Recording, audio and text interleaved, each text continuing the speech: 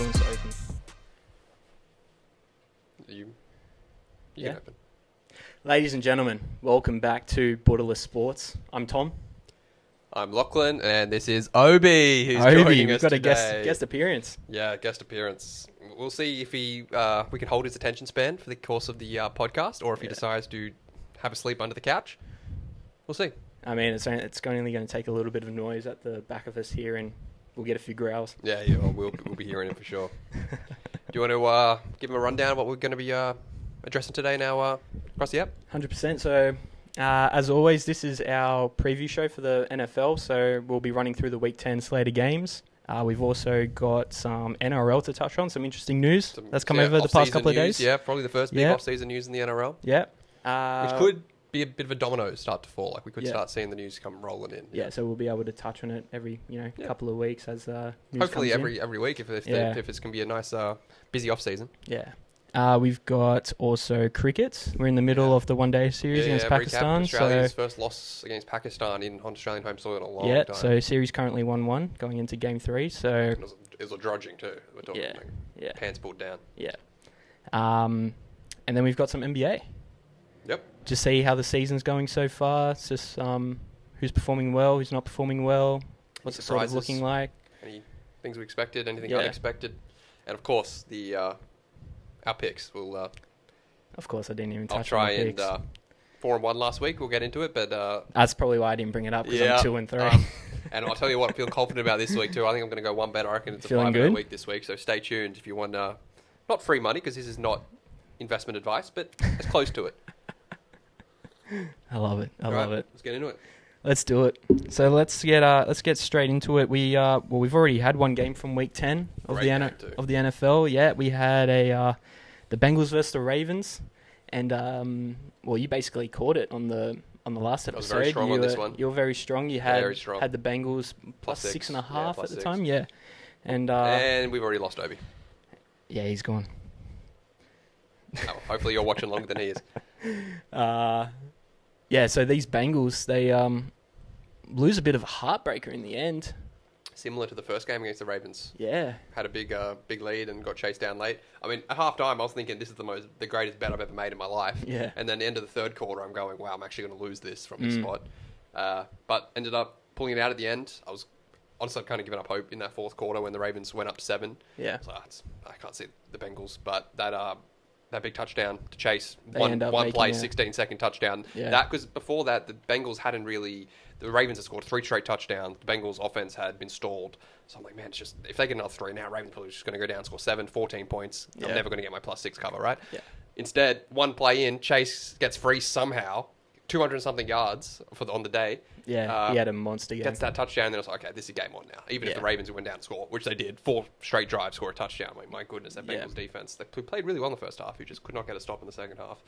But I think last week I said, we were talking about the MVP race, and you brought up Lamar Jackson. Yep. And I said, I think Josh Allen. Yep. I think I may be wrong on that one, because he is, even though he won last year, he's playing so undeniable that it doesn't matter if he won the last 5 straight. Yeah. If he keeps this form going, I saw a stat today that he's on pace. If you take his stats from the first, however many games of the year, and extrapolate that forward, he would have the highest passer rating in the history of the NFL. He would have thrown for 41 touchdowns and 3 picks. He's barely thrown any picks. It's unbelievable what he's doing. He would have rushed for 900 yards, 4,500 passing yards.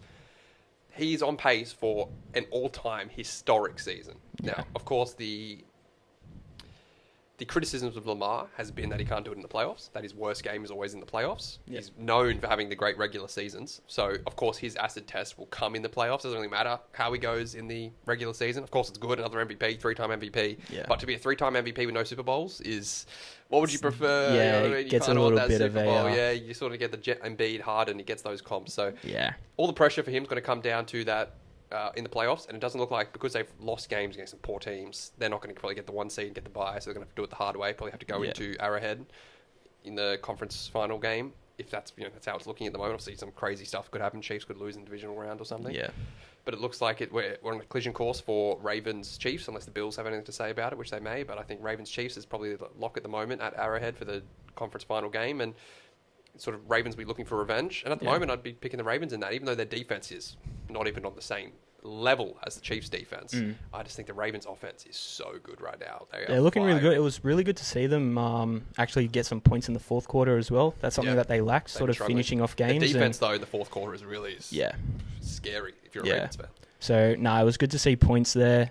There's obviously stories coming out, whether there's, penalties on the last drive for the Bengals, but then again, you still got time with Lamar to go down and possibly get a field goal as well. Like just the 2-point decision? To drill it. That was a lot of a talking point in other games, like with the Patriots. Like they were saying they should have went for 2 against the Titans, like previous week as well. I like to go for 2. I love to just back yourself, win or lose. See, I kind of don't like. I think I understand the reasoning that the Ravens have just scored 4 touchdowns on the last 4 drives. You don't want to put it back in there. Right there. Yeah. But in saying that, as you said, there's still 40 seconds left on the clock. And if you tie it up, you saw it last week in the Buccaneers-Chiefs game, where when the Buccaneers didn't go for 2 and tied it up in the 1, it meant that the Chiefs didn't have that. What's the word I'm looking for? Didn't have the pressure to have to go and score, so they sort of let the foot off the gas a little, played a bit more conservative. Yeah. So the thinking is if you go for the 1, tie it up, Ravens sort of have one eye on overtime, so they're not going to be chucking it downfield. They won't go for it on 4th down. We're still up by 1. The Ravens are going to let everything out of the tank to try and get to field goal range. And the fact is, do you really think the Bengals are going to stop the Ravens getting to field goal range in 40 seconds? I think no chance. So I actually didn't like the call. I would have preferred to go for the 1. Trust that your defense get 1 or 2 stops. The Ravens take a knee, and then go to overtime. Hopefully you win the toss, get the ball. Because I think if Ravens win the toss, they're probably going to go down and score a touchdown. It's game over. But if the Bengals win the toss, I wouldn't put it past them to go down and score a touchdown on that Ravens D. Yeah. And the game before Lamar gets to touch the ball again. So I didn't really like it. Plus you actually have to score the 2-point conversion, which everyone just, do you get this? Like a lot of people seem to think it's like a free conversion. Should you go for 2? Should you not? Yeah. The fact is, it definitely was a penalty on that 2-point conversion. That was miscalled. But as we're seeing in a lot of games this year, the refs are very hesitant to call a penalty on those game-deciding plays because the refs don't want to be too involved. But the players are noticing that, which means the players are taking that extra rope on those final plays and really pushing it with the holds taking and a bit such. Of the refs as advantage and exactly. The refs trying to see how long they can get. The refs are giving them a bit of leeway, and the players are taking all of it. So it's going to be an interesting thing come playoffs if there's any close games. What the refs decide to do, if there's an obvious holding call or an obvious pass interference call, will they call it or will they not? Yeah. But great game. Love seeing these these primetime games that are finally got a decent primetime game. Lived up to the billing as well. It was 2 quarterbacks playing excellent. I mean, Joe Burrow 400 plus yards, Chase 200 plus yards, played excellent. But Burrow was killing it. He just kept getting sacked. That was the only problem. He gets hit on every play. If I'm Burrow, I'm sitting there going, man, if I could just play behind that Lions offensive line, how good my life would be. Help me out, team. His career is in serious jeopardy of ending so soon because of these hits. 100%. Anything else that you wanted to touch on from that game? No, just that I felt very strongly on that one, and you were right. I was very much right on that. Let's hope that continues throughout the week. Let's get into these next slate of Week 10 games. We've got a big divisional game to start off here. Eagles and Dallas. Great game. Dallas obviously missing Dak. Cooper Rush comes in. I think it kind of helps them. With Dak in there, it sort of just gives them a fresh look. Just a different mindset. Like they've been so stuck in the mud with Dak that even though Dak's the better quarterback, I think just a fresh face might do him justice. I really like this bet, the Eagles minus 6.5 before Dak. Now that Cooper's in and it's 7, I'm actually not a huge fan. So if I'm giving any advice, I'd either take the Dallas at the plus 7 or take the Eagles at an alternative handicap of minus 13.5. Yeah. So I either see this being a really close game or the Eagles blowing them out. And I think you're going to know by the first quarter. I remember you saying this last week when we were doing like the real early looks at games. You did like the Eagles, but because of that Dak news, other stuff that came out for the Eagles was like Jalen. He's been dealing with some stuff. Ankles, I think. His biggest assets is running, and if he can't run, we saw the end of last year. He's a different player. Brown as well. He's banged up. Though, but he's banged up. Who else? Sirianni's always. You never can trust him. And Devontae Smith, he didn't practice as well this week. Their other receivers, so it could all be on Saquon. But I mean, that's where they could just find all their if you're the offensive Eagles, power. this is why I said the first quarter is going to decide everything. Because the Eagles get the ball and run down their throat and score a touchdown without any resistance put up, the Cowboys could implode. Yeah. The fans could implode, and this could turn so ugly. But if the Cowboys come out on their first offensive drive with Cooper Rush and score a touchdown, okay, I said that different look, different feel. It honestly could look like a new Dallas team. Yeah. Mike is back, which not too good against the run, but if the Cowboys can build a bit of a lead, it'll be handy because if Hurts can't run as much because of his injury, Micah can really start to get going. But yeah, I think the +7 should be a good game just to watch either way. That's why I'm staying away because I don't need the betting influence to have any interest in this game. I think it's just going to be a cracker to watch. What is this one of the mid game? What time is this? It's the 8:25 game. Okay, yeah. So it's 3 games in this period. This is going to be a great game. Either way, I mean, important game for both teams. Eagles to sort of set themselves and to keep pace with Washington, and Cowboys just to save face. Yeah. Can't lose another home, surely. But yeah, -13.5 Eagles. Yeah. And then the primetime game, we've got Lions and Texans. So I've been pretty high on these Lions. I've really liked them, but listening to a few people, there's a lot of people backing these Texans here. Well, yeah, a lot of people backed the Texans last week too. And they lost. Yeah. I think for me, the Texans have not played that well recently. They've had a lot of injuries. CJ hasn't been playing his best, whereas the Lions have been looking like the best team in football. Yeah. So in this game, if you're betting on Texans, you're expecting the Texans to put in the better showing than they have the previous few weeks, and you're expecting the Lions to come back down to the mean. They had a big divisional game against the Packers last week. Yeah. Big win, maybe have a little bit of a drop down. But I think people keep expecting the Lions to have a drop down. But I don't think it's in their culture. I think Dan Campbell, the way he is and the way he set that team up, they're up all the time. He's so good at the perfect culture leader. 100%. So if you keep fading the Lions, expecting these come down weeks, you might get 1 or 2 throughout the year. Yeah. But I don't think it's a safe bet. So for me, I just kind of want to stay away from this one. But I think it should be a good game. It's going to be a good test for the Texans to see what they're really made of this year. If they're going to actually be a threat in the AFC versus the NFC's best. And for the Lions, it's another chance to flex your muscle and to really keep solidifying that number 1 seed. Yeah. The Texans have historically had it over these Lions in these matchups that I've seen, but Lions, as we said, number 1 team in the league for their offense. They're first in scoring. They've got a running game with Montgomery and Gibbs, and obviously with their receivers, St. Brown and Jamison Williams comes back as well. So he adds more firepower on offense for the Lions. And Texans could have Nico Collins back. I don't know if it's confirmed yet, but they will need him for this game to boost that offense.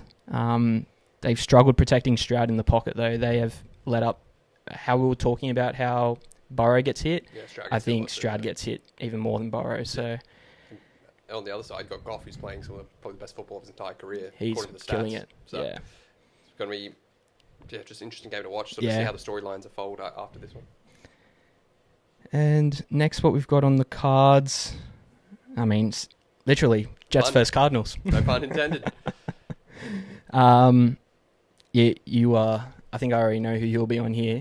Yeah, look, I'm kind of come a bit more passive on this one. Originally, after the Jets win last week, I said I'm going to fade them no matter what. Yeah. But I've heard a lot of people say they really like the Jets in this spot, that they're expecting the Cardinals to come down. I still like the Cardinals. I still think the Cardinals are the better team here. I still think the Jets will find ways to lose and to look poor. I don't think just suddenly 1 win and the whole season's turned around. Yeah. But in saying that, if the Jets do put it all together, they probably are the better team. But the Cardinals do have a lot of weapons on offense, and the Jets' defense hasn't looked that good recently. Yeah. If the Cardinals can establish a run game, I don't think the Jets will be able to establish the level of run game the Cardinals can. So I think Cardinals could probably control the ball, control time of possession, frustrate the Jets' offense by not getting too many touches, force Rodgers to get a lot of pressure on third downs because they're not getting the run and they're like 3rd and 8. You can really put some pressure on Rodgers, start attacking him, force him to throw difficult balls, get 3 and outs, really frustrate, because the Jets are a team can frustrate because of how their season's gone so far. So if the Cardinals can control that time of possession, put all the onus on the Jets to come out of it, it could be a good game for the Cardinals. On the flip side, if the Jets can come out offensively early hot and get a lead through the passing game, sort of control it and not have to and sort of force the Cardinals to throw it, then it could be the flip side. So it's going to be an interesting first quarter. We're kind of seeing this pretty spot on. I agree. I kind of see the both arguments from either team.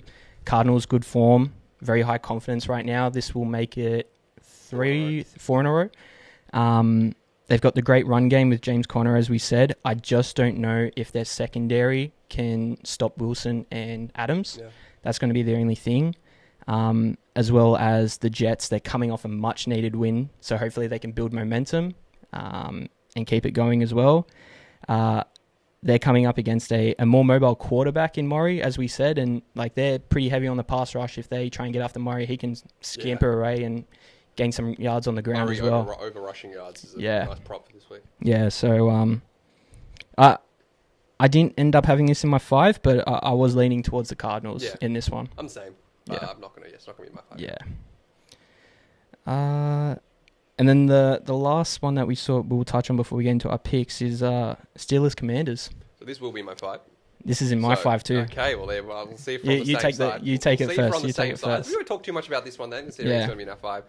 But it's for me, this is just again interesting to see both teams have exceeded expectations so far throughout the year. Yep. This is going to be a game where we can really separate the wheat from the chaff, see which team is serious this year and which team is sort of not fluky, because you can't say any wins in the NFL are fluky. Yeah. But which team is going to have a more sustainable chance to make the playoffs and make a run versus which team is just sort of building. Yeah. It's also, can Jaden Daniels keep this form going? Like, when's the train going to stop? Yeah. They've just signed Lattimore from the Saints, which shows that they're trying to go not all in, but they're really seeing this is our window open up. So that you can see that the entire organization right now is all in. So, and on the flip side, you have Steelers coming off a bye, Russell Wilson playing really well. Yep. Steelers have probably, it's the best offense the Steelers have had in a couple of years, maybe since Roethlisberger's been out, to be honest. So, we'll touch more on this when we get into the picks. Yeah, I'm happy to touch on this as well as we go into the picks. So, I reckon let's do that. Let's go into our, what do we call it? BS picks segment. I don't know. It's got to have BS in there, right? Surely somewhere. I mean, people have been loving the TikToks recently. So anyone that's been commenting on the TikTok, feel free to give us some suggestions of names. Yes, we do need BS picks at the moment. The BS picks. That's our early, very unoriginal name. How do you want to do it? Do you want to go first? You go first. I'll go first. I reckon the winner of the previous week gets to go second. Okay. I'll stick with Steelers and Commanders first. So... yeah, this one wasn't interesting. I don't want to cut you off too quick, but give us what you went last week. What's your current? Oh, of course. Okay, so so I went 2-3. 2-3. Okay. Yeah.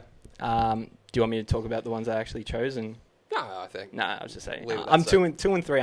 I'm on a cold streak right now. Obviously, last week was the first week we're doing it, so 2-3 overall and 2-3 last week. So next week, obviously, don't worry. It's it's starting to heat up a bit here in Australia, and I'm going to catch that heat this week. Yeah. We've already got the fans going in the back. Like, it's getting hot in here, and I expect these picks will make it even hotter. So you're actually feeling good this week? Like, that you're feeling... sure. Oh, and there goes the confidence drained. I'm sure. But get into them. Let's see what you got. Let's go. I'm interested to see how many we have similar. Yeah. So Steelers and Commanders first for me. This one was an interesting game. There's a lot of stuff with Tomlin as a dog. Yeah.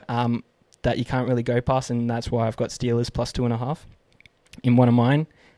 You've got Jaden Daniels. Obviously, he's been lights out for the Commanders offensively, but he finally comes up against this sort of defense in the Steelers where they're like, they're kind of looking at this matchup going, okay, so this is like the real test for this rookie QB. Like, how's he going to go up against us? We can get after him and really put them to the sword. So I really like the Steelers coming off that bye, as you said. I think that's huge. I love the extra rest for teams. Commanders have really struggled to defend a lot of a run as well. So I kind of like Najee Harris to have a big game for them as well. They're kind of like the Tomlin dog thing. It was more of like the trend of that I was going towards, and just trying to fade these Commanders. I think they're just due a loss. Yep. Yeah. What about you? I can just go to all 5. Oh, you want me to just go all 5 straight out? 5, yeah. Jeez, you're putting me under pressure here. Okay. Oh, yeah, not prep. You're not prepped? Nah, I'm prepped. I'm prepped. Yeah, you got this. All right, so the next one here, I've got 49ers minus 6.5 against the Buccaneers. It's the return of CMC. Finally. All these fantasy owners, they're going to be licking their lips this week. Licking their lips. They're going to need a big comeback, bottom of the table. They've had him on their IR list on fantasy, and they've just been waiting for this moment. He's about to come out and absolutely slap some points on these Buccaneers. I had this reasoning for the Chargers last week, and better offense, better defense, better coaching. They're actually going for their first back-to-back win for this season, the 49ers. Wow, They haven't done it crazy, yet, which is insane. You expect them to start making a run. Yeah, so I like them sort of heating up here. They are away, but you're going into a Bucks that they're still without sort of their top guns. They don't have Mike Evans as well, so I think they're going to struggle to keep up with the 49ers offense, that they're just going to absolutely run all over them and throw all over them. So yeah, I really like the 49ers minus 6.5 here. My third pick, I've done something that I've never usually done, and I'm playing a big number against the Chiefs. Wow, you finally come around. I've gone Broncos plus 8.5. I'm not gonna digress on these Broncos. I really liked them last week. I thought they'll put up a bit more of a fight in at Baltimore.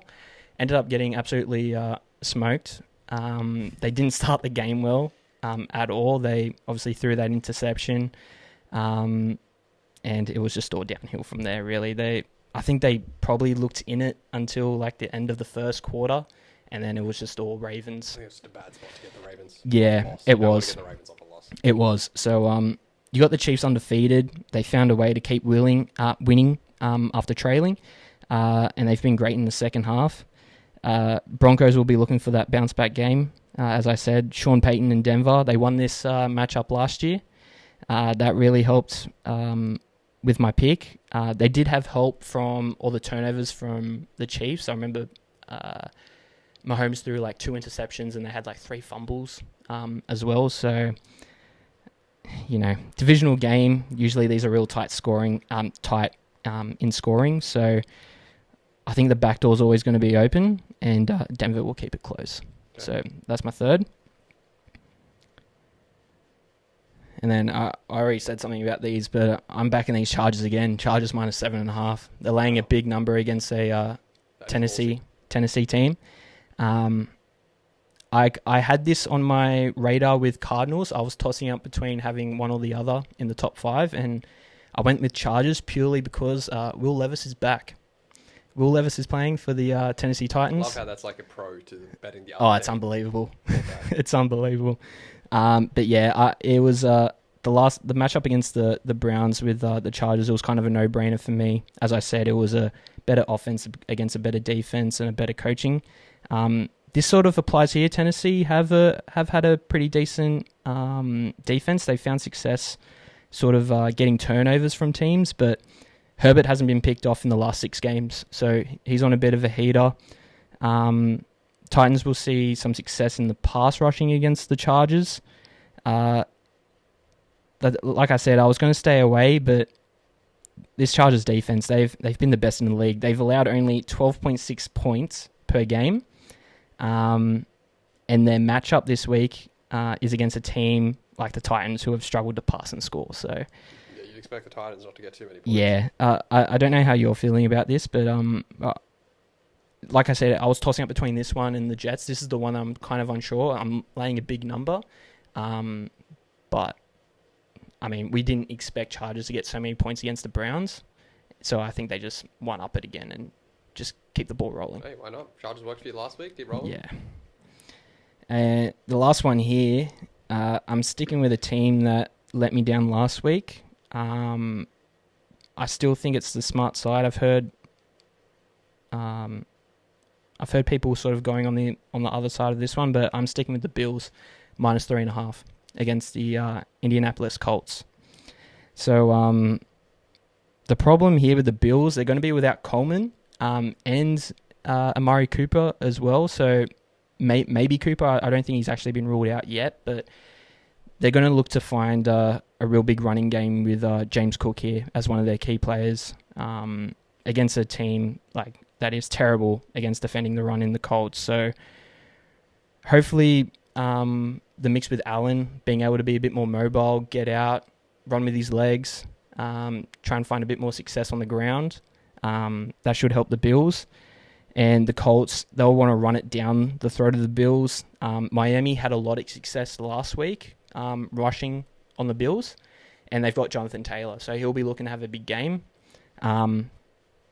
I really liked getting it at 3.5. I felt like it should have been a little bit more. They are away, I'm pretty sure, right? Yeah, they are still away, so they're going into Colts home ground. But yeah, I don't have faith in Flacco sort of being able to establish a passing game on these Bills. So I kind of I'm getting such a good quarterback in Josh Allen. It's such minimal. It's not a minimal number, but -3.5. I thought I didn't really want to let go of it, so I've stuck in it with my top 5. All right. Nice. Yeah. So you've gone Steelers. So I went Steelers +2.5. I went 49ers -6.5. Broncos +8.5. Chargers -7.5. And the Bills -3.5. All right. Well, I've got 4 games the same as you. 3 I'm on the same side. 1 I'm on the other side. Okay. And then 1 new one. Now, I would love to have been put the Bengals in. That's obviously one I was probably my best bet of the entire weekend. So, but I don't think we should be able to put the Friday game into the picks. Yeah. But let the record show. So I'll start with the ones. Yeah, I'm also Steelers +2. I think Steelers coming off a bye will get something ready defensively, scheming wise for what's Jaden Daniels. Jaden Daniels. I think they're ready. Tomlin will have something ready for him. They'll get TJ Watt up against in good matchups, favorable matchups. I think Tomlin against rookie QBs is a ridiculous stat. Obviously, Tomlin is an underdog. I think it's just a good spot to fade the Commanders. Steelers coming off the bye, well rested. A defensive team going after a rookie QB who's still probably a little banged up. I just think this is the right spot. I also love the Niners, probably my best bet of the week. Niners, Okay, yep. I think Bucks coming off an overtime game against the Chiefs. Played probably the best they could have last week against the Chiefs. You got the Niners, who I'm pretty sure are coming off a bye. Yes, they are. Coming off a bye. See McCaffrey back. They're going to be looking... This is where I think the Niners start their run. They're going to be imperious. I reckon they're just going to run all over. The Bucks have a terrible run defense. I reckon the Niners will run all over him. CMC, 100-yard game if he plays and is healthy.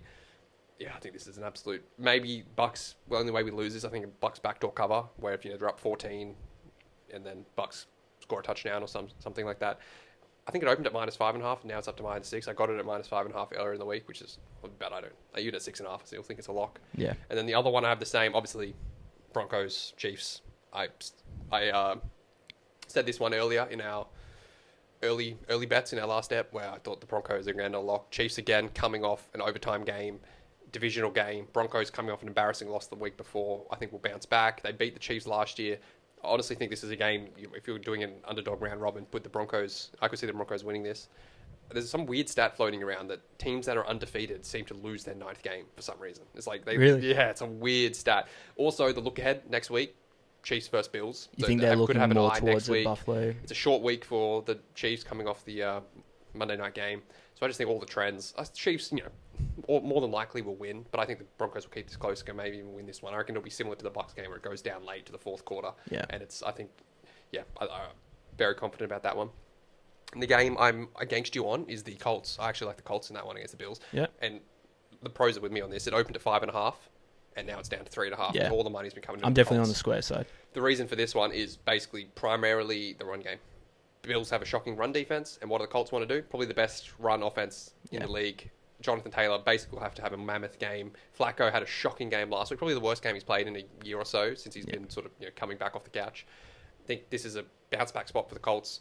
Bills look ahead game for the Chiefs next week. There's another weird stat floating around that teams that play the Chiefs the following week lose. I can't remember it, but only one team has won the week before. So it shows that teams are looking forward. And Bills, we know. Oh, right. So the matchup before the Chiefs. Yeah, before the Chiefs, they're looking okay. ahead towards them. Yeah, so I think the Bills will be very prone to that. They're coming off a big divisional win last week against the Miami. They basically locked up their division. If there's ever going to be a letdown spot where you're feeling good, the week before you beat your division rival to win the division, basically. The week ahead, you're versing your overall rival.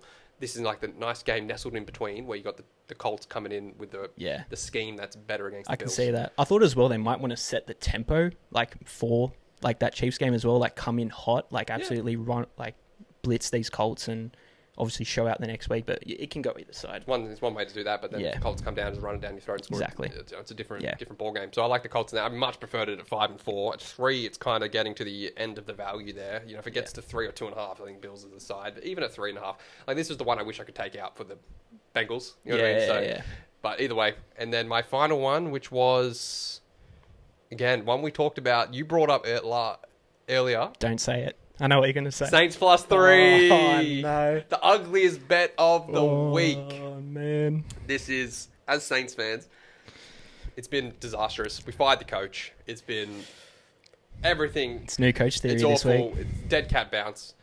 We've traded Lattimore. We're basically shut up shop. But look, 3.5. We're at home. Falcons coming off a good streak of wins. Let down spot for the Falcons. Selling them high.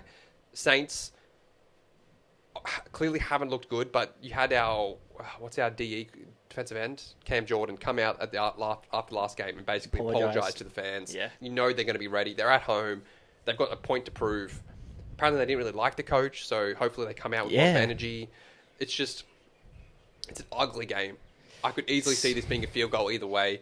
You take the +3 and you don't watch it and you look at the result and go, wow, that was the dumbest bet. Why did I bet the Saints? Or wow, I'm a genius. So that's I'm sitting on the Saints. Not plenty of confidence, but yeah, that's my 5. So I don't hate it. I do have the Saints in a bet that I've still currently got live. I threw them in a multi with Bengals and also Commanders. So I will be rooting for them. Obviously I go for them as well. So but kind of want to lose, to be honest. Perfect case scenario, we lose by 1, get the high draft pick. Yeah.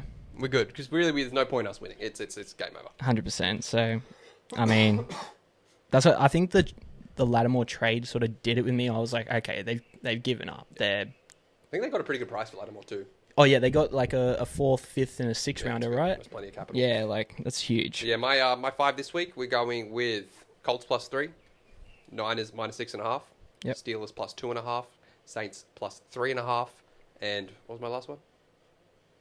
Broncos +8.5. Yes. I'm confident about that. I'll throw up some graphics on the screen so everyone can sort of follow along. So 4-1 week last week. Yeah. I'd be happy with the 4-1 again. Would love a 5-0, but I have a feeling either the Colts or the Saints might stuff me here. But even the Steelers, I mean, we keep fading the Commanders. The Commanders could easily come out and shock everyone again. But it's just a smart bet. But 49ers, absolute lock. Denver, absolute lock. I think those two are must bets, especially the Niners. That is the perfect spot. Yeah. Apparently all the public is on the Buccaneers. The pros are on the Niners. Like everything you want in a betting game, this is the one. And if this is one of those ones where the Bucs cover, you got to throw your hands up and say, whatever, you're on the right side. The Niners, this is the spot. CMC back. They're going to be riding confident. Coming off a bye, they know they need to start a run going. I think we'll look back in the season, like when the season ends, and go, wow, this was the moment that the Niners started their run. I can easily see the Cardinals losing, Niners winning, top of the division, and they never give it up for the rest of the year. So this is the spot. Now that we've gone through it, there's actually like so many like matchups that I'm actually looking forward to watching. So yeah. I think it's a good betting week this week. I mean, that could be concerning because remember last week I didn't like anything. You didn't like anything, and you went 4-1. So maybe that's the trick, that when I feel confident, it's time to jump off, and when I don't know, it's time to jump on. But we'll see. I like the games this week. Yeah. I much prefer the better of the number was earlier. I'm on the sharp side of a lot of these games, which means the number's gone against me.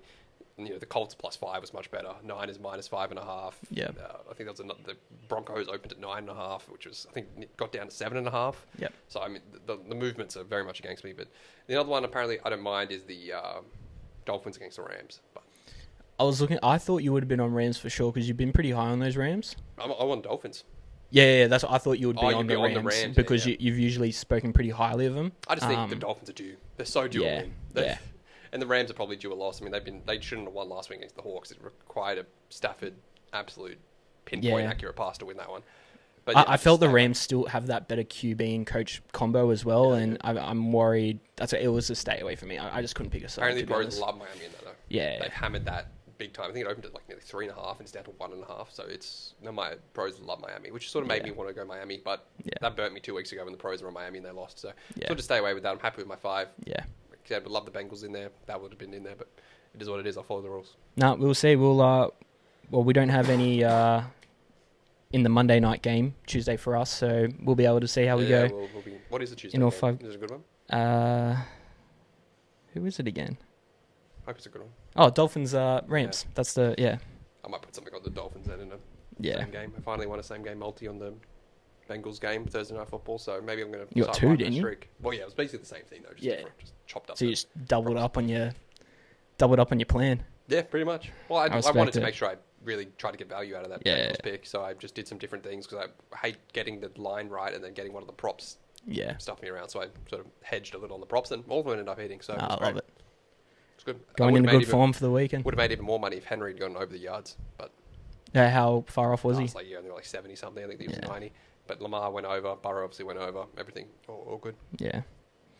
Well, that's the American football. I reckon let's make a detour for this Australian. Yeah, Australian Rugby League. Haven't talked about it in a few weeks. Yeah. It's for the big off-season news. We started out last week with Ben Hunt leaving the Dragons. The 2-year saga is over of him wanting to leave, but deciding to stay, wanting to leave, deciding to stay. I'd love to know behind the scenes what finally was the straw that broke the camel's back in that one. He finally left, and a lot of rumours I'm seeing floating around. Roosters, Broncos, big club. This is probably his last contract, I'd say, Ben Hunt, like last big contract. So he's going to be looking to go for a team that wants to win, like go for a championship. Has never won a premiership, so that's 100% what he'll be going for. He's still not in career best form, but playing excellent. So, and the Roosters would get better with him. The Broncos would get better. Any team that gets Ben Hunt, aside from maybe the Storm and Panthers, who have the two best halfbacks, will probably get better with Ben Hunt. Yeah. So that's going to be interesting where that goes. And then it seems as though the reason why the Dragons finally decided to let him go because they were able to replace his leadership with Clint Gutherson. Yeah, 3-year deal. Wow. I mean, my first impression is the Dragons got fleeced. Like, my first impression was this was a shocking... Anyone who watched the Eels last year saw that Gutherson has gotten so much slower. His knees are not the same. You just got to hope that was an injury the back end of last year. But he's getting a bit older. He's losing his pace. The fullback's becoming a very explosive position. Yeah. It's one thing to have experience and leadership, but the fullback is a position where you kind of need that X factor. And that's what the problem the Eels had. And now he's going to the Dragons. Like $900K a year for 3 years. I mean, even if he's okay next year, and then especially the last year of his contract, are you going to get $900K worth of value? I don't think so. I mean, there was a game, I think it was the Broncos game at the end of last year for the Eels, where it was one-on-one in the backfield. Gutherson's out trying to tackle the guy who broke through the line, and he just ran straight around him and just made Gutherson look like he's an old man playing a young man's game. So I really worry about this contract for the Dragons. That back end, it's going to be $600K max. I would have been happy to pay. Yeah, it was tough because he obviously had to step up last season. There was injury issues with Moses. It was all falling onto Gutho's shoulders. Yeah. And, I mean, yeah, as you said, he just was starting to... He's 30, right? He's still the same age as Moses. I'm not sure.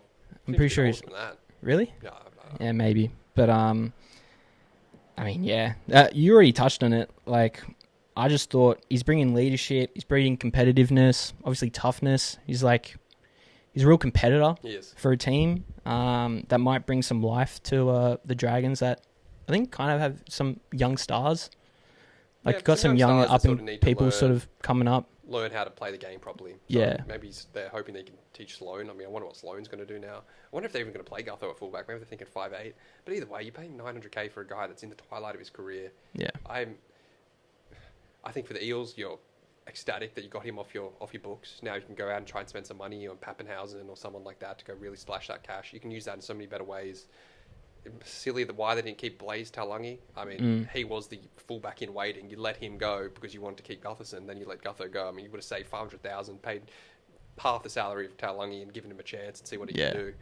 But you let him walk, and I mean that's poor management. I think that's what happens when you have a coach mid-season. Yeah, did they let him go before the new coach came in? I don't know the order of events, but either way, the continuity sort of... That's what I wasn't sure on. Made it difficult, but I think I understand from the Dragons' perspective. You're trying to create a new culture under Flanagan. You want to bring in a leader who's going to be the culture setter. Yeah. But in terms of pure on-field performance, I really worry about what longevity you're going to get from it. I said, even if you can get a good 1 year out of it, and his knees looked way worse last year because of injuries, and he's going to get them better, is he going to be able to last the course of a season? Is he going to be able to last 3 years? I'm doubtful. $900K a year, that's pricey. So we'll see, but I'm very skeptical, and I think the Eels got the better of this deal so far. Yeah, we will see. So, and also, just quickly, Ben Hunt is a better player than Gutherson. I think that would be a pretty common perspective. So the Dragons have let go of one of the premier halfbacks. It's still at the top of his game, who's playing Origins and playing well at the rep level, for a player who is at the end of his career, no longer in his prime, injury problems, no longer explosive. I would much prefer... If I'm a Dragons fan, I'd feel more confident going into this season with Ben Hunt than I would with Clint Gutherson. So I actually think the Dragons have gotten worse. But in saying that, if Ben Hunt doesn't want to be there, instead you have a guy like Gutho who wants to be there, wants to set the culture. So again, it's more of a manpower move, like a mindset, culture move, rather than pure on-field performance. But at the end of the day, what wins games? Performance on the field. Yes, the culture is important across the length of the season, but at the end of the day, if you don't have the talent, there's only so far culture can bring you. So we'll see. But interesting move. It's good to have some NRL news. Yeah, I'm so excited to hear this, like, sort of all this news coming out. Even though it's just November time, we've got 4 months. 4 months until like start of the season, basically. So merry-go-round.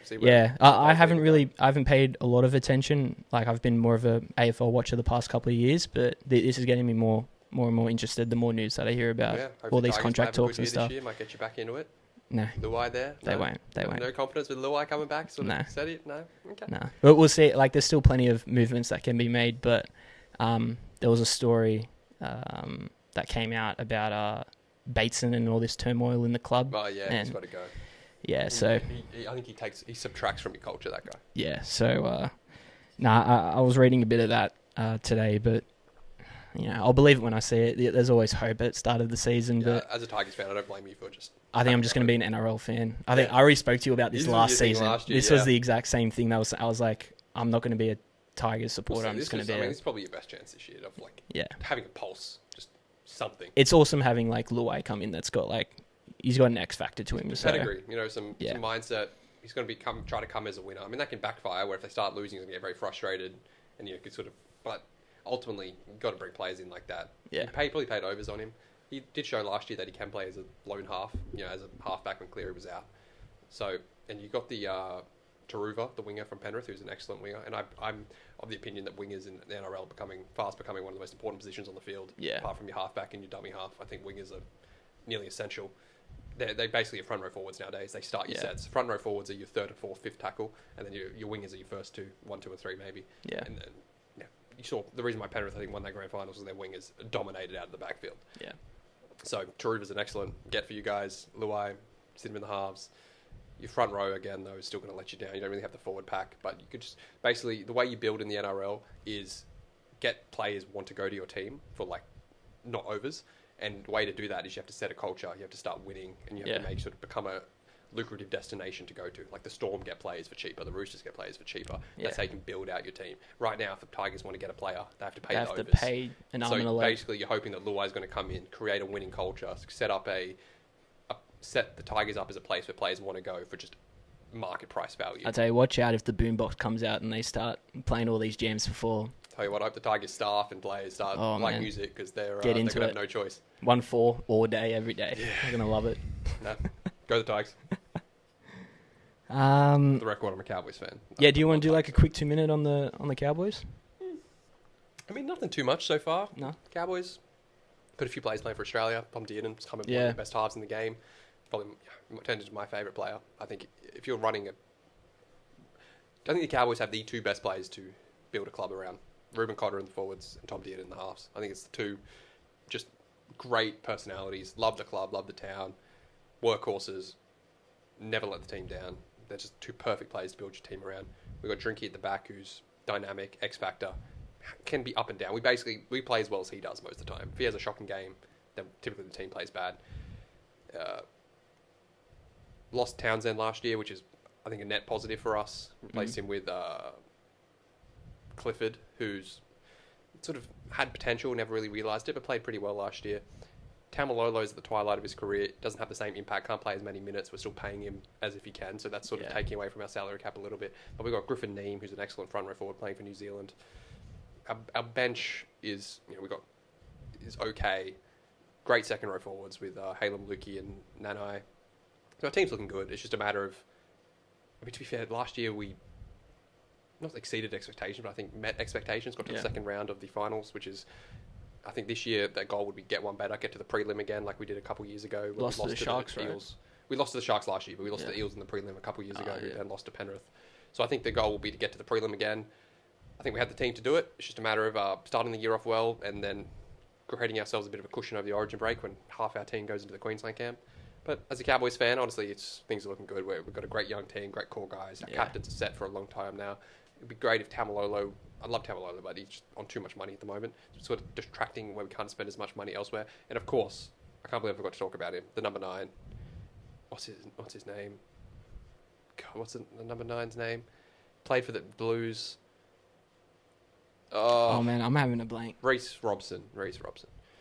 Excellent. Probably one of the best dummy halves in the game. I mean, plays 80 minutes, 40, 50 plus tackles a game, dynamic with the ball when running. He can even get line breaks when he's tired. Like you see a lot of Damien Cook and such.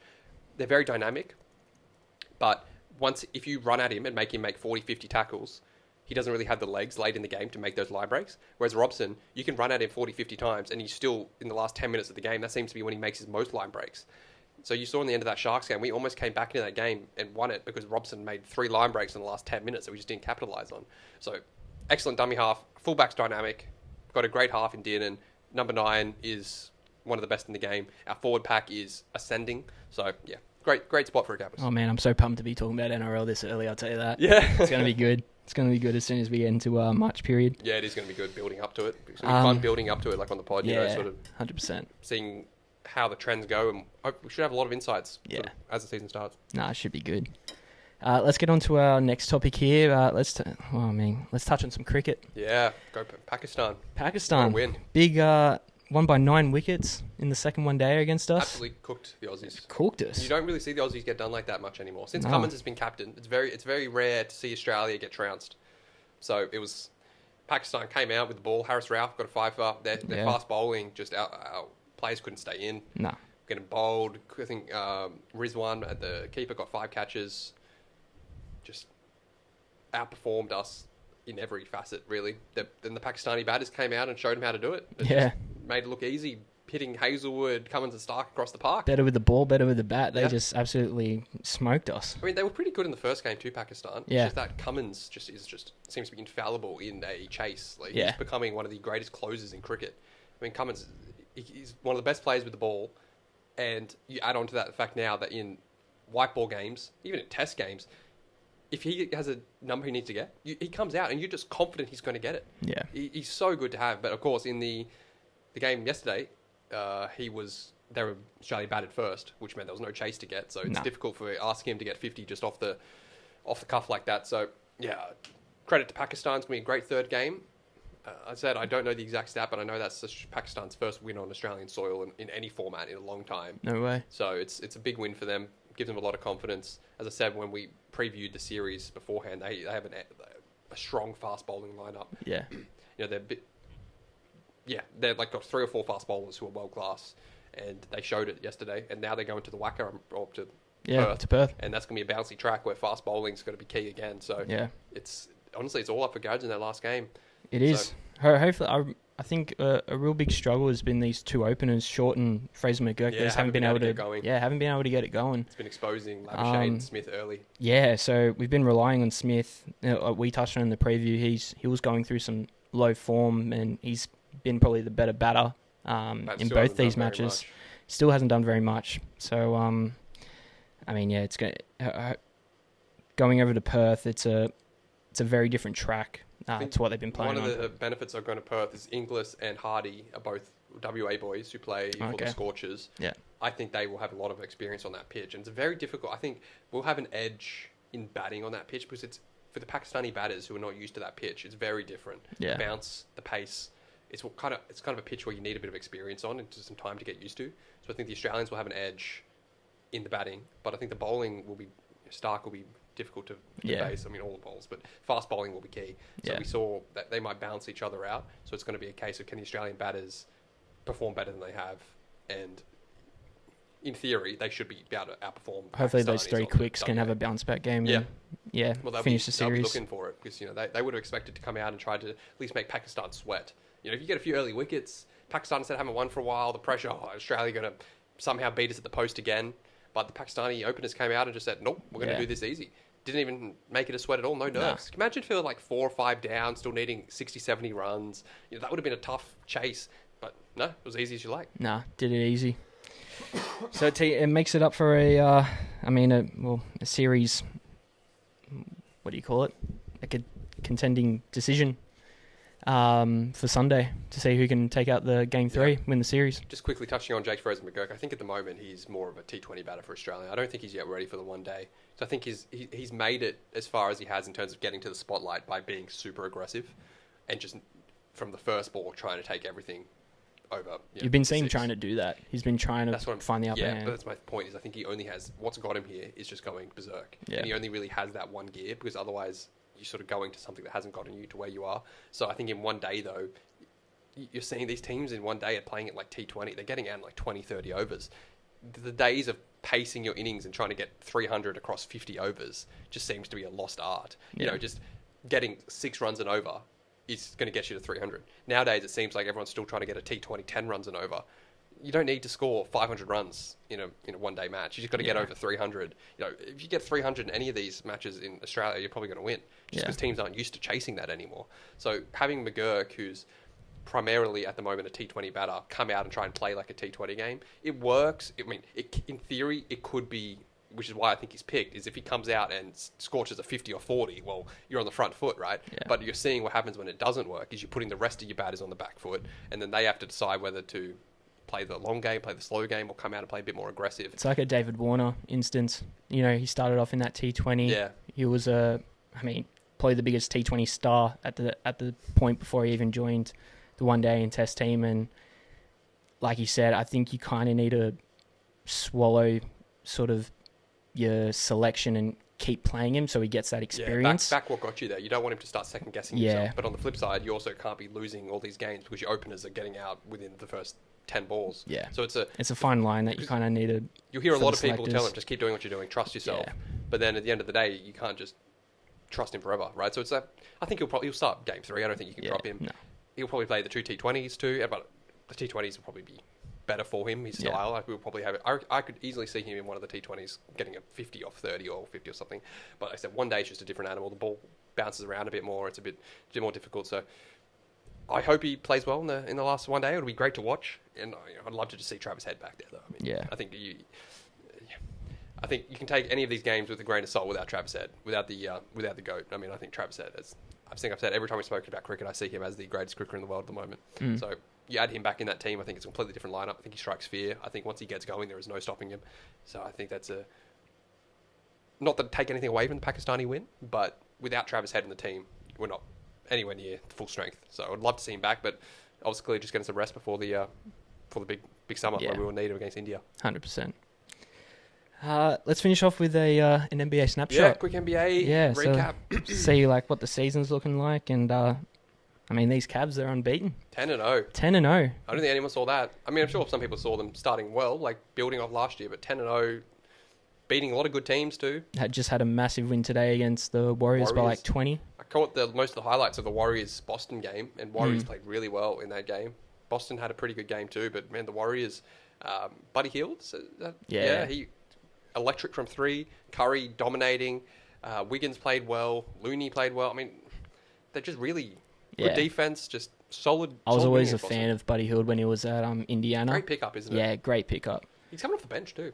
Interesting. Yeah, he is. He is, and he's coming on. He's giving them 3-pointers, basically. He's shooting pretty well from the 3-point line. You got Curry being Curry, Draymond being Draymond, and a lot of people probably weren't looking at the Warriors this season, and they're kind of showing out a little bit early, so it's not too bad. Curry is a bit injury prone, especially this season. He is. He's already been injured for a couple of games. And if he gets injured long term, it's curtains on their season. So, yeah. I mean, it's good to see the Warriors doing well. So the Lakers had a losing streak after having that winning streak to open the game. They sort of won their 3 opening games at home, went on that road streak and lost all the road games. Then they had a win, I think, yesterday, which is good for them to bounce back. You said the Suns looking pretty good. Yeah, Suns. They've only lost the one game. I'm pretty sure they're 8-1. Yeah, my question marks for them come playoffs time. So it is, sort of longevity and injury wise. Who else? I mean, Thunder had that one loss against Denver. But Denver required Denver to play really well to beat them. In that game. It's just their starters that are winning them these games. They've won 4 in a row now, but the bench isn't doing anything for them. It's not sustainable. Really, it's not sustainable. So, we're seeing all these teams performing really well. It's going to come down to when these games matter, which is so good with this in-season tournament. As soon as that starts, I'm going to be so keen just to see who's really who in the zoo. To be fair though, the teams of the in-season tournament last year were the Lakers and Pacers, and they didn't really have anything end of it. So, at the moment, it's still not indicative of how the season's going to end, but it's still good. it's a good insight into which teams when they really lock in who plays well and can handle the heat. Yeah, obviously it was first time last season. Obviously people know about it now, so hopefully they hopefully they treat it like actual playoff games, which will be pretty exciting for an early season present. Well, that's why they added it in, right? Yeah, That's a bit more important games earlier in the year. Yeah. You're seeing Bucks continuing to struggle. Yeah. There's been a lot Big of time. Giannis came out and didn't call the team soft, but said they're not playing hard. So it's not looking good for them. They're just struggling to find any form on the 3-point line. A lot of these teams that we're seeing, if they're succeeding, like taking a lot of 3-point shots. Die by the three, It's not, The thing with the Bucks is once you start calling your team soft and you start coming out with these sorts of... Didn't say it soft, but along those lines. But once you start saying stuff along those lines, it's you're basically saying put up or shut up. Whereas if it doesn't improve, once you start saying these things and you don't improve, that's when things can get real bad. Because once you start accusing players of not playing their hardest or criticizing coaching or whatever it is, and things don't turn around, it can get real toxic. It can get a real bad place to play, and then you run out of things to say. People start turning on each other because he's coming out to the media and saying things. Therefore, I'm going to go to the media and start leak. So it becomes a really bad just environment. Yeah. So they're in serious trouble if they don't turn it around. The expectations mixed with all the coaching firings recently, which is the personnel change. We said previously, I still think Giannis is angry that Drew Holiday's not on their team. Yeah. Dame's a good player, but he's not living up to I think what they need him to be. Yeah. Giannis is playing well without being exceptional. That's a bonfire waiting to get lit up. The Bucks. Yeah, it was interesting because Doc Rivers, he's had a pretty good record as a coach in the NBA, and he took that time off from Philly, and then he gets dangled the Giannis and Dame carrot, comes back into the NBA last season where, Dame didn't have the best season, but I think there were stories about how, he was in trade talks and he didn't really train as hard as he would have in the off season because he didn't want to get injured and stuff like that. So there was news about that. So people really liked Dame having a full off season under his cards. But yeah, it's just not working at the moment. Chemistry. They're not happy together, not enjoying. Honestly, I think ultimately I don't think Giannis is happy, and I think in NBA, especially nearly more than any other sport, your environment and your culture is set by your best player. Yeah. Because it's such a small, it's like the gravity gets pulled towards the big star of the team, like LeBron in the Lakers, Curry at the Warriors, Giannis at the Bucks, and you're seeing that because I don't think he's happy because of what's happened at the franchise over the last few years.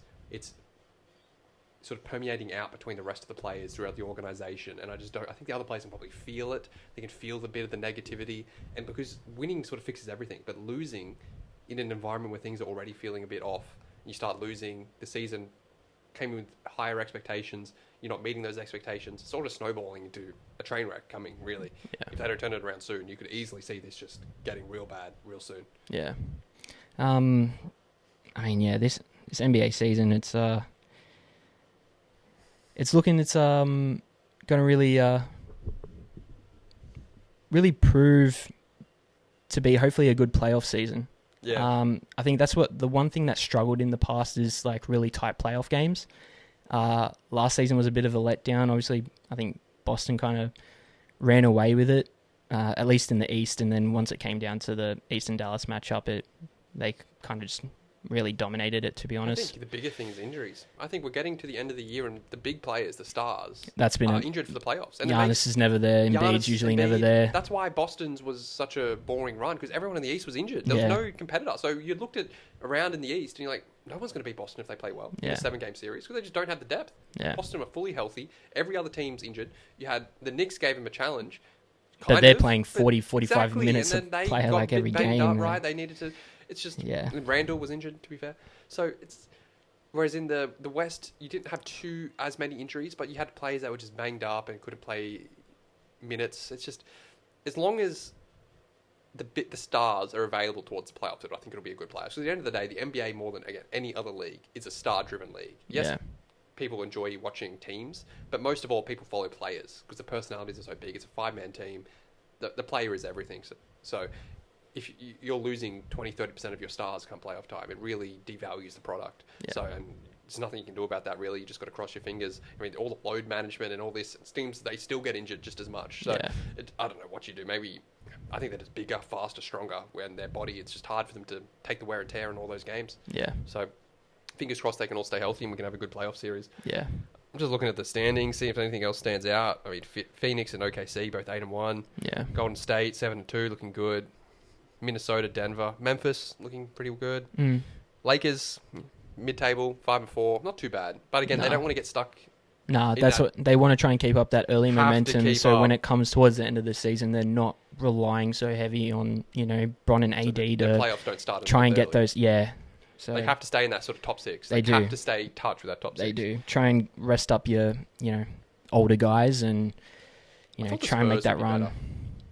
Yeah, well... 4 and 5. I haven't really seen any Spurs games at either, all, but, I don't think Wembyama's really been playing up to expectations. No, he's had a couple of good games, but nothing. Yeah, I think Chris Paul's kind of helped him out. I think he's more of like a veteran to try and help out those young guns there, and they haven't really seen much success this early in the season. Oh, it's so early, you can't. Yeah. Well, Clippers, 5-4, they're doing a lot better than people thought. That Losing is, PG, yeah. Kawhi out, they've been 5-4. I mean, they're doing well. And then in the East, Knicks, wow, so top heavy in the East. You go 10-0, 8-2, 4-4. And then it goes, drops in the third place. And then you have the two bottom teams in the East, Philly and Milwaukee. I mean, what the... It's unbelievable. Miami 10th. I mean, the East is... I mean, you're Charlotte in 4th at 4-5. Yeah. It's just... The East and the West are just so that's different right now. You got to go down to 12th in the West to get to a 4-5 team. And 4-5 in the East will put you 4th. It's crazy. It's the disparity between the conferences is... That's why, again, though, you get to the playoffs. The West's games are so much better to watch than the East games. So, I mean, hopefully Cleveland can keep this going into... I mean, again, so early, only 10 games in. But if they can keep this going into the playoffs and actually give Boston a run for their money, that would be good. But still, I think come playoff time, everyone's going to back Boston. They have the experience, big game players. At the moment, Boston in the East, it's going to be hard to look past them. Yeah. Was there anything else that you wanted to touch on? Or? No, not really. I think it's not been the biggest week in sports. Nah, obviously we'll check back here and there with the NBA week by week just to see what's going on. But that's 80 game seasons. You don't run out of stuff to talk about usually. It's kind of crazy though. We're an eighth of the way through though. When you think about it, we're 10 games. True. Yeah, that's insane. We're 9 or 10 games for most teams. So basically, so it's interesting. But NBA is all about the playoffs. Too many games, like baseball.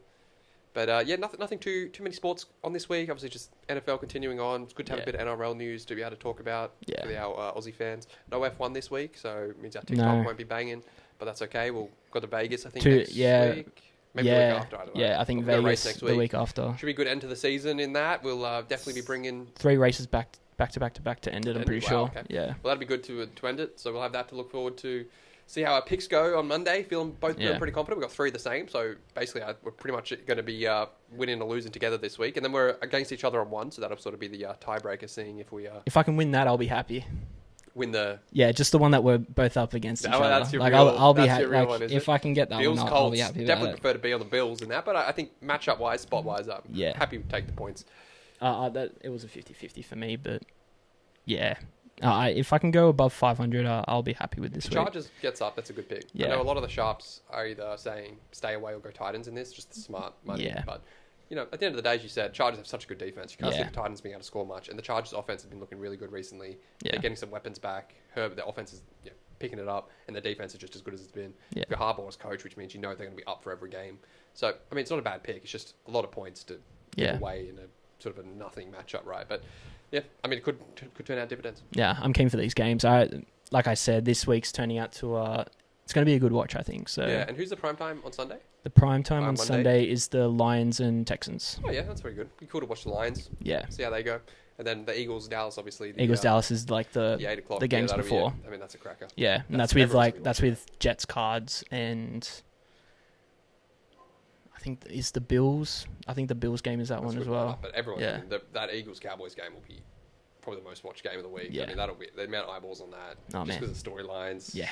So that's going to be excellent. They hate each other too. So and we'll be definitely breaking that game down. 100%. No matter what the result is on Monday, because that's Yeah. That's a game everyone's going to be talking about. So Yeah. we'll definitely be breaking that down. And yeah, whatever happens from that, that'll be a story.